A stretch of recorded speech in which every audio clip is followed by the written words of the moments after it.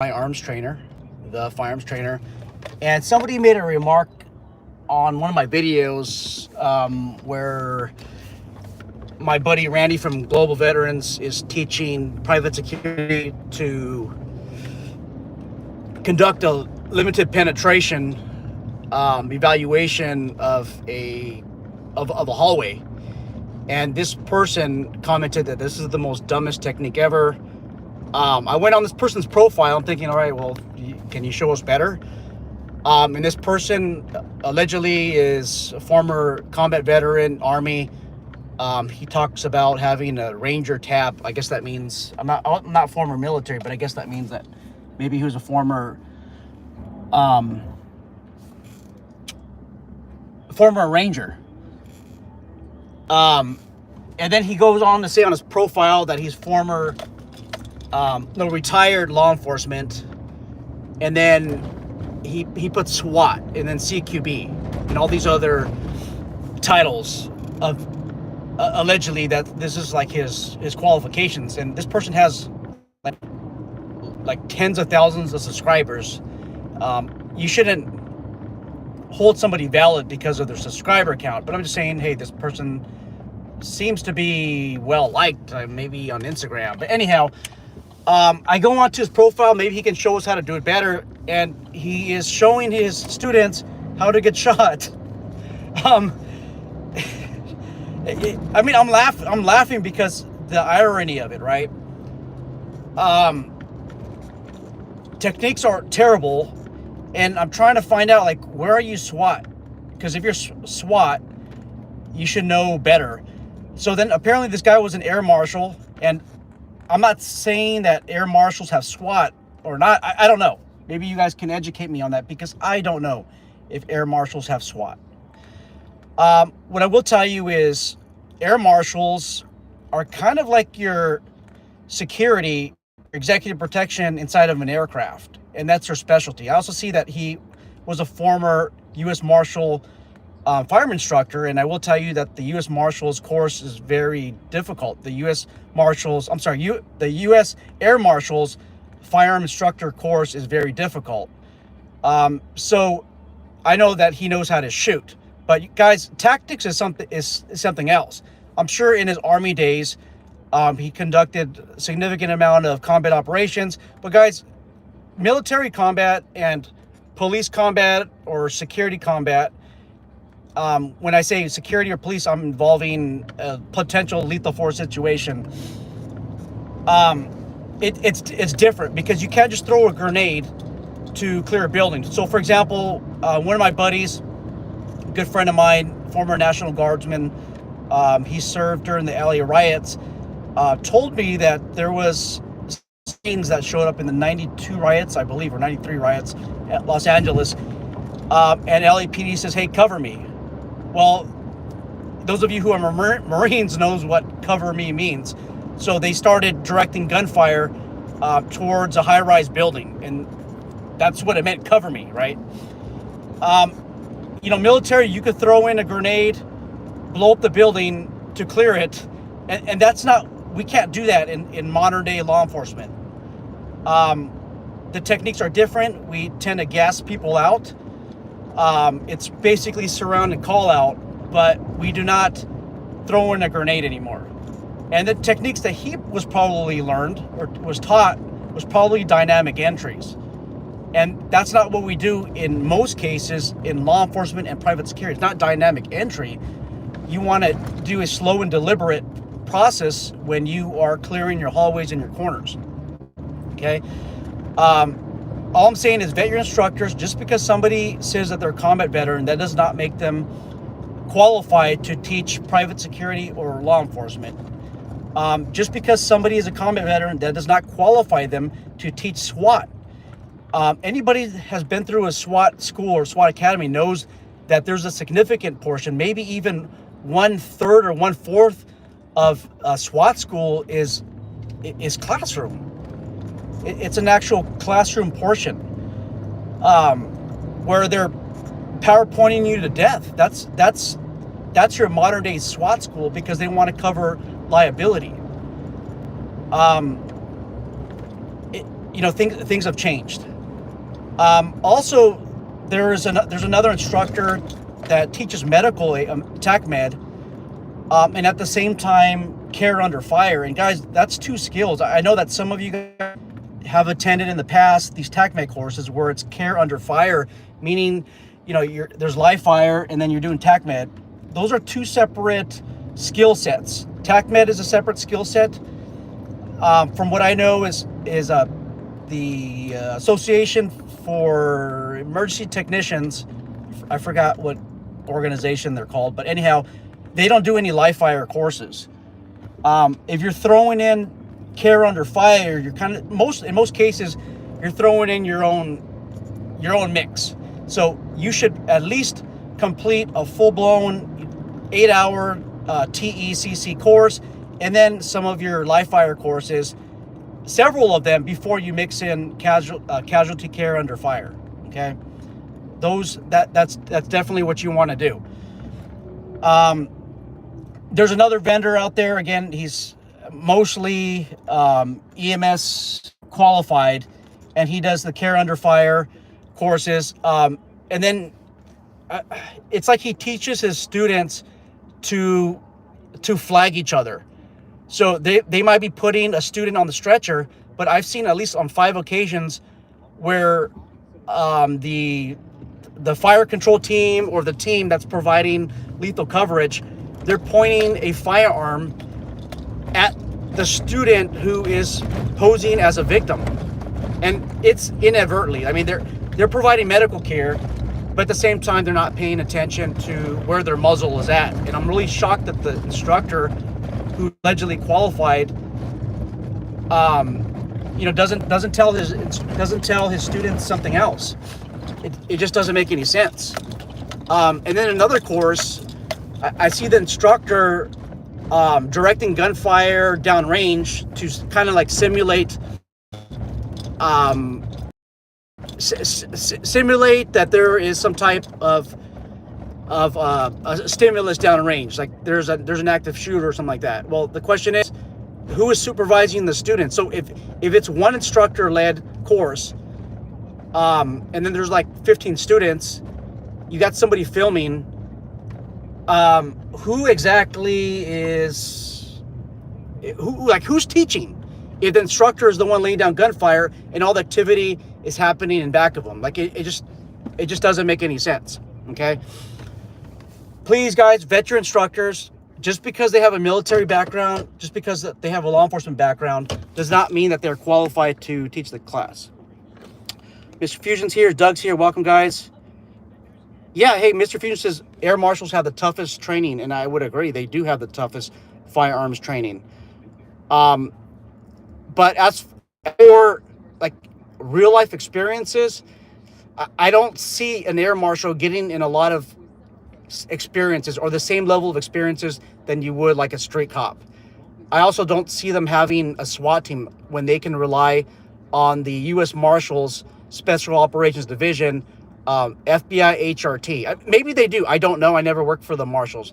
It also bothers me on how this person was advertising that he's retired law enforcement. I mean, it's very possible because maybe he did 10 years in military and then another 10 years federal law enforcement. So I can see that. But also, even with cops who advertise that they're retired law enforcement, you have to ask yourself, are they honorably retired? Like, why are they retired? Is it a medical retirement? Is it age? Is it just because they decided to leave? I mean, personally, I might leave before my eligible retirement age. Probably not, but I was thinking about it, and I would advertise retired law enforcement because I would no longer be in that field. But as for receiving a pension, no, I'm not receiving a pension. California also recognizes if you have 10 years of service, you can get a concealed carry permit from a law enforcement agency that you previously worked at. Even if you're a reserve officer, you just got to do 10 years and you're considered a retired reserve. So retired can mean so many different things. Randy says U.S. Marshal Service has SOG, and they call it FBI HRT as part of the memo of understanding. So, hey, so Randy, we were actually talking about the air marshals, which is a totally separate branch, as you know, from the U.S. Marshal Service. I don't think that the U.S. Air Marshals has a SWAT team or an HR team. I mean, they might, right? But I don't think it's as exhaustive as the FBI HRT. I don't think it's as exhaustive as the U.S. Marshals SOG unit. I just don't think so. And then you have people who are air marshals advertising that they're SWAT. So that's what we were we were talking about. Let's see.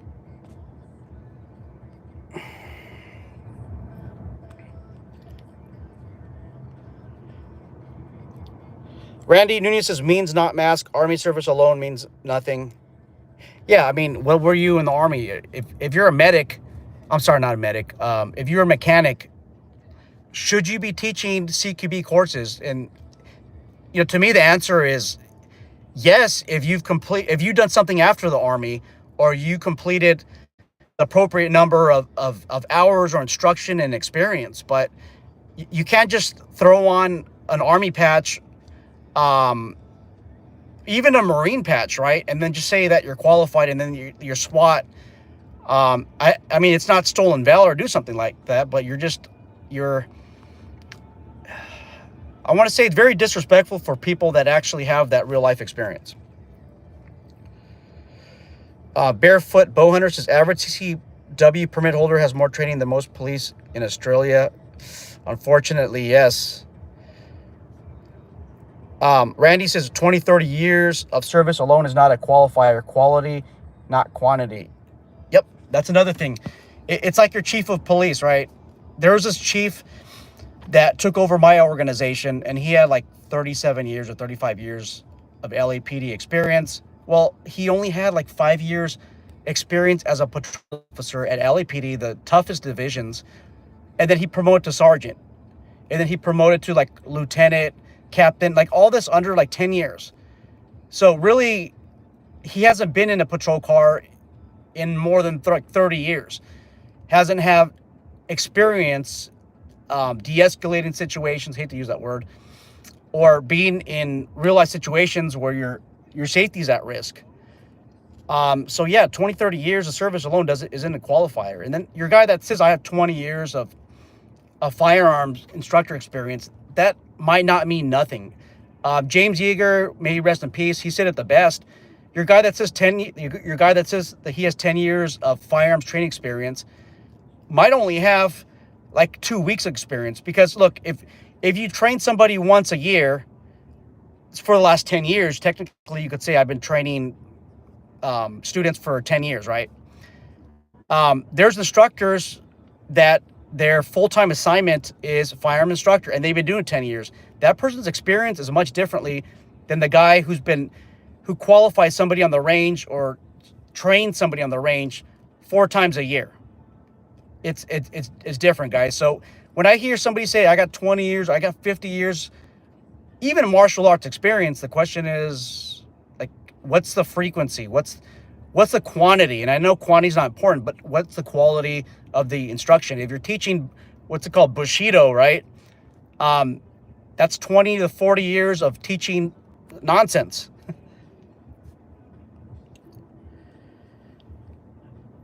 Mr. Fusion says, Sean, would you also say it would be a red flag if students ask questions and if they talk about something else instead of answering the question? Yeah, you're avoiding the question, right?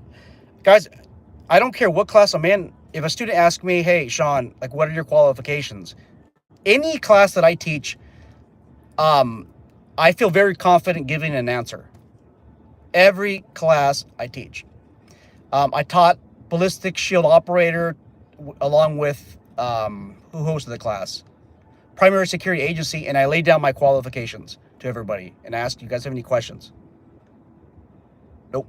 Nobody asked about my qualifications. Then I continue with the class. I'm not going to teach a class unless I could stand behind my level of knowledge, the level of knowledge that I'm going to present. Mike from the Professional Security Journal, who actually worked on a FAA contract says federal air marshals don't have a SWAT team. Thank you. And then Randy says U.S. Marshals SOG is small, limited. Yeah.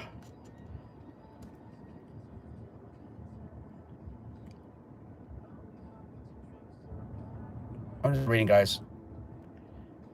Randy says, I agree. I start every class with the accolades of the instructors, not to brag or boast, but rather to qualify the answers we give. Yes. Every class that I am present where Randy is present, he lays down his qualifications. He can go on for hours, guys, on his qualifications, but he usually keeps it short, like 5 sentences or like 3 minutes, and then he's done. The whole class isn't about like what he's done in the past and all of his experiences. He rather shows us what he knows. He transfers that knowledge. And to drive a teaching point, he'll give us a real life example. And that's credible. That's what you want your instructors to do. You don't want instructors to talk about themselves. I've known of instructors, students who attended some of these classes from these instructors who after like the whole day, like a whole 8-hour day, 6 hours was talking about themselves, right? Mr. Fuchs says, well, you do have more experience than most cops I've seen. Well, I think having more than 2 decades of experience helps too. And Randy says, saying that you go to college still, or again, if great, but at what pursuit rate? Yeah, it's like saying, hey, I've been going to school for 10 years.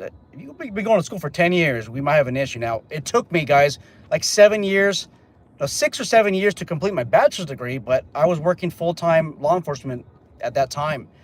And I was driving back and forth to San Diego State, the local campus, and then the San Diego campus. But it did take me that long. I mean, there's always those exemptions, but I was persistent, and eventually I finished. But yeah, there's some people that say, hey, I've been going to college. I got 10 years of school, or I got 20 associate degrees, right? So just screen your instructors. All right, guys.